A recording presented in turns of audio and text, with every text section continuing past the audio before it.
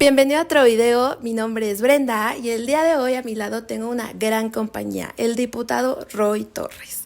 Bienvenido, muchísimas gracias por estar aquí, por aceptar y regalarnos de tu tiempo. No, ¿Cómo al estás? contrario. Muchas gracias, Brenda. Muy contento de estar aquí contigo. Perfecto, pues primero que nada, cuéntanos un poquito de ti. ¿Qué haces en el Congreso local? ¿Cómo llegaste al Congreso local?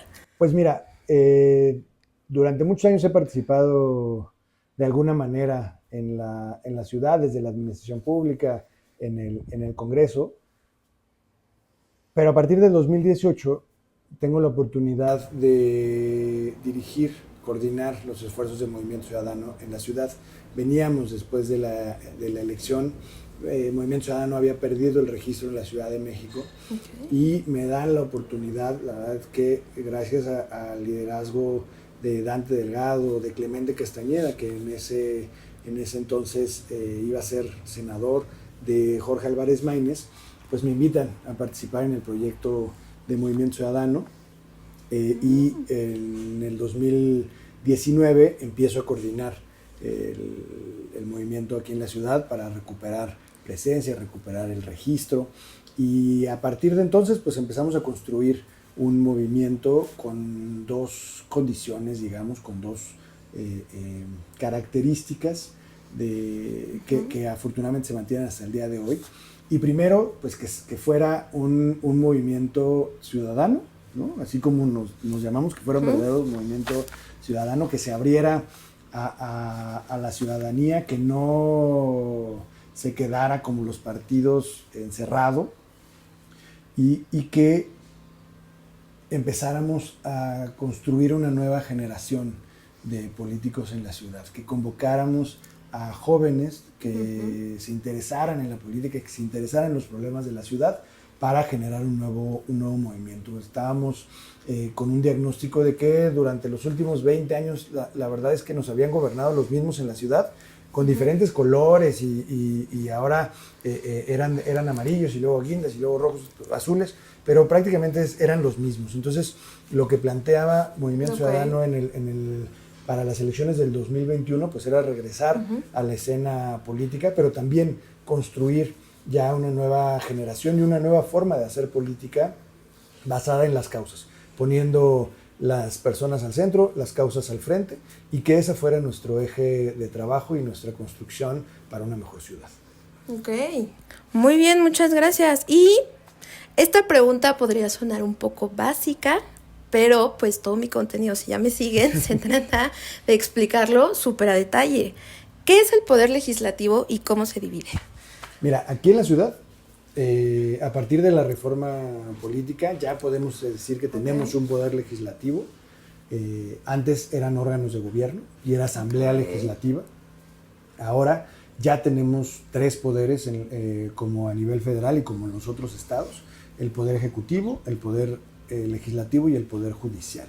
Y entonces el Congreso de la Ciudad de México es uno de los tres poderes que integran, digamos que la administración y el gobierno de la ciudad, de la Ciudad de México, y se encarga prácticamente del tema de la revisión, de la creación de leyes. Lo conforman 66 diputados, 33 elegidos por mayoría relativa en distritos en la ciudad. Se divide en 33 distritos, compiten 33 diputados y 33 diputados de representación proporcional, que es lo que le genera la pluralidad a este órgano, porque finalmente somos el reflejo de la ciudad, ¿no? Entonces somos uno de los tres poderes de la Ciudad de México, que, como decía, se encarga de la creación, revisión, construcción de leyes, y también tenemos otra facultad muy, muy importante, que somos un contrapeso, somos un revisor del Poder Ejecutivo particularmente.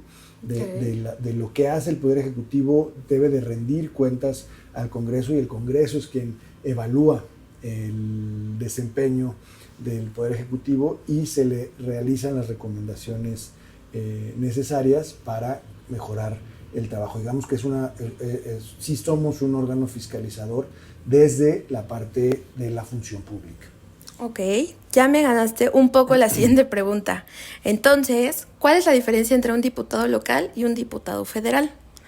Ambos diputados asisten a Congreso de la Unión número 66 y Cámara de Diputados que está en Donceles, esquina Allende, o son dos congresos diferentes para que la gente lo entienda. Son dos congresos diferentes. Digamos que los poderes y los niveles de gobierno están en lo federal en lo local.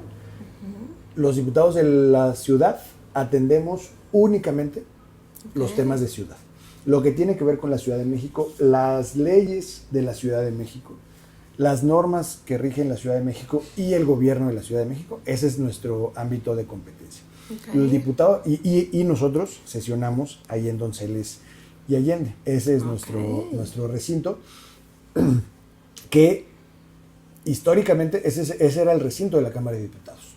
O sea, ahí sesionaba la Cámara de Diputados. Cuando construyen la nueva sede, el nuevo Palacio Legislativo, pues ya es que se mudan los diputados a San Lázaro y nosotros nos quedamos en ese espacio, que es un lugar, la verdad, precioso. Si no tienen oportunidad, no han tenido oportunidad de conocerlo, escríbanos y nosotros con gusto los recibimos. La verdad es que sí tiene mucha historia. Ahí se aprobó la Constitución federal y han pasado infinidad de cosas en ese espacio y tienen, la verdad, una arquitectura también bellísima. Y entonces, y lo federal, pues tiene que ver justo con el gobierno federal y las normas que rigen en lo general a todo el país, ¿no? Entonces esa es la diferencia entre lo local y lo federal. Ok. Sé que es un proceso un poco complejo, pero en pocas palabras, ¿cuál es el proceso legislativo para crear una ley? Mira, pues yo diría que yo lo debería dar en dos. Okay. O sea, hay una parte muy importante que es la propia creación de las leyes, ¿no? Partiendo de los diagnósticos y de las necesidades que se tienen, ¿no? Eso no viene en el proceso legislativo. Digamos que eso es previo al proceso legislativo. De como legislador, lo que tenemos que hacer, pues, es analizar un problema. Por ejemplo, hoy tenemos una gran problemática en el tema del agua, ¿no? En la ciudad. Nosotros desde el Congreso, como Movimiento Ciudadano, hemos venido peleando porque haya un verdadero diagnóstico de la situación que enfrentamos en el agua, pero que también haya con ese diagnóstico propuestas para que en el corto, mediano y largo plazo podamos revertir esta condición de sequía que cada vez se agudiza más. Entonces, lo que tendríamos que hacer, ¿no? Que no se hace en todos los casos, pero tendríamos que ir a un análisis profundo de cada uno de estos problemas, y a partir de eso encontrar algunas alternativas de solución, y ya sea plantear nuevos ordenamientos o modificar los existentes con este diagnóstico. Entonces, por ejemplo, nosotros decíamos, hay un programa que se llama Cosecha de Lluvias en la Ciudad, y nosotros veíamos cómo está diseñado este programa y creemos que le hace falta que esté en toda la ciudad, porque hoy se focaliza en zonas donde hay más carencia, pero la cosecha de lluvias puede beneficiar a toda la ciudad. Entonces decimos ya no que no sean colonias específicas, sino que sea en toda la ciudad, que se aumente el presupuesto, que no haya tanta discrecionalidad en el otorgamiento de este servicio de cosecha de lluvias, de este programa. Y entonces planteamos una iniciativa para combatir este problema en específico. Como diputado, presentamos la iniciativa ante el Congreso, allí en Donceles y Allende. Se presenta a la comisión y se turna a la comisión respectiva, que en este caso es de uso y aprovechamiento del agua, ¿no? La comisión tiene la obligación y la facultad de analizar la iniciativa, de proponer las modificaciones que consideren necesarias, y como órgano colegiado, las comisiones se componen por diputados de los diferentes grupos parlamentarios, de los diferentes partidos. Como órgano colegiado, pues sesionan, deliberan el tema, revisan la iniciativa, las correcciones o modificaciones que en su caso se le hagan. Si se aprueba, esta iniciativa pasa al Pleno para que sea analizada por los 66 legisladores. Y en una sesión se discute, se analiza, si está de acuerdo, ahí se puede haber otras modificaciones y al final pues se vota y se aprueba, ¿no? Okay. Una vez aprobado, pasa el Congreso, lo manda al Poder Ejecutivo para que lo publique en la Gaceta Oficial, que es nuestro órgano, es como el diario oficial. Nosotros tenemos la Gaceta Oficial. Ya me estás ganando una de mis últimas preguntas y la que sigue. ¿Cuál sería la diferencia entre el diario oficial y la Gaceta de la Ciudad de México? Justo tiene que ver con los ámbitos de competencia, ¿no? La Gaceta Oficial es todo lo que tiene que ver con la Ciudad de México, de las dependencias, de los poderes. Ahí se publican todos los ordenamientos, y en el diario oficial es todo lo que tiene que ver con el gobierno federal y el Poder Judicial, el Poder Legislativo, el Congreso de la Unión, porque allá se componen de 2 cámaras, la de senadores y la de diputados. Acá nada más tenemos una, y entonces esa es la diferencia. Uno ve lo federal y nosotros en lo local. Hay disposiciones que para mayor difusión se ordena que se publiquen también en el diario oficial. Entonces lo mandamos a la Secretaría de Gobernación, que es el que tiene a su cargo el diario oficial, y entonces de ahí sale como Poder Legislativo de la Ciudad de México o Poder Ejecutivo de la Ciudad de México, y salen las disposiciones y los ordenamientos, ¿no? Ok. Al decir ejecutivo, ¿te refieres al jefe de la ciudad o al presidente? Son los dos. Okay, o sea, para nosotros, nuestro ámbito de competencia es el jefe de gobierno o la jefa de gobierno de la ciudad. Ok. ¿Yo como ciudadana puedo presentar una iniciativa? Sí, con el respaldo. Hay una figura que se llama Iniciativas Ciudadanas, que necesitas alrededor de 10,000 firmas. Ok. Es un porcentaje del padrón para presentar ante el Congreso una iniciativa ciudadana. Ok. Y ya posterior a eso, ya el equipo del diputado o el mismo diputado pues ya lo analizará y dirá, ok, esto sí puede funcionar o esto no puede funcionar. El de la comisión, las iniciativas ciudadanas siguen el mismo proceso, con una salvedad. Yo puedo presentar una iniciativa y, como muchas de las que se han presentado y que están ahorita en el Congreso, se puede quedar toda la vida en comisiones. Ok. Pero las iniciativas ciudadanas forzosamente tienen que ser discutidas en la comisión. Esa es una gran ventaja de las iniciativas ciudadanas. Es un proceso complicado abrir para recabar el número de firmas como ciudadana, ¿no? De llevar y plantear tu iniciativa y andar recabando las firmas. Pero una vez en el Congreso, forzosamente la tenemos que discutir. Y eso me parece que es. Ya casi entramos a las preguntas que hoy en día están en boca de todos, pero aún no. ¿Cuál es la diferencia entre un diputado y un senador? En primera, tiene que ver con lo federal exclusivamente. El origen de los diputados y los senadores federales. Los diputados representan comunidades. El país está dividido en 300 distritos. Exacto. Y hay 200 diputados plurinominales, ¿no? Entonces, los diputados federales representan los distritos, representan un territorio en específico dentro de los estados.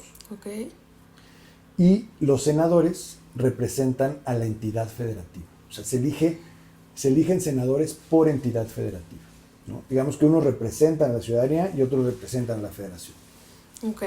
Ok, perfecto. Y entonces, los diputados por representación proporcional, ¿cómo son electos? Esos vienen en un sistema que denominamos de listas. Cada partido, aquí en la ciudad y a nivel federal, cada partido inscribe a sus 33 diputados para competir, diputadas, para competir en los distritos de mayoría relativa, se les llama. Entonces, inscribe a los 33 o a los 300. Y además, inscribe una lista con los diputados de representación proporcional. En el caso de la ciudad es una sola lista. En el caso federal es una lista para senadores, pero 5 listas para diputados federales, porque el país está dividido en circunscripciones. Entonces presenta una lista por cada circunscripción y se van asignando de acuerdo al porcentaje de votación. Digamos que de los 200 diputados se divide luego las fórmulas que hacen son bien complejas, pero lo más sencillo que podemos para explicarlo es que del resultado de la votación, digamos que del resultado de la votación se divide entre los 200 diputados federales o entre los 33 diputados locales, y ese numerito que te resulta, de manera general, ¿no? Más detalles, pero de manera general, digamos que eso es lo que te cuesta un diputado de representación proporcional, ¿no? Digamos que si un diputado de representación proporcional te cuesta 100 votos y yo tuve 1000, pudiera de entrada tener acceso a 10 diputados de representación, porque eso es lo que me alcanza para mi votación. Luego viene ya la sobrerepresentación, la subrepresentación, etcétera, que también está en la discusión, pero digamos que en términos generales así se asigna. Ok, perfecto. Y ahora sí con las preguntas que están en boca de todos.